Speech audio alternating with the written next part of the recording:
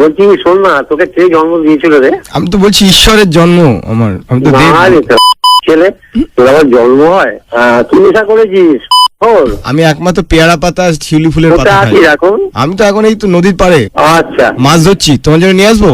হ্যাঁ নিয়ে আয়। কি মাছ পছন্দ তোমার? আমার যেহেতু তোর বাবা খেতে ভালোবাসতো ওই মাছটা। বাবা বলতে আমি ভোলে বাবাকে বুঝি। আয় না ছেলে আয়, তোকে যেদিন ধরে নেবো না সেইটা টুকরো টুকরো করে নেবো।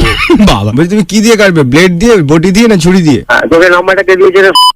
আমাকে বৌদি দিয়েছে। ও বুঝতে পেরেছি, তুই ছেলের বাচ্চা। আরে গান শোনাও না গো।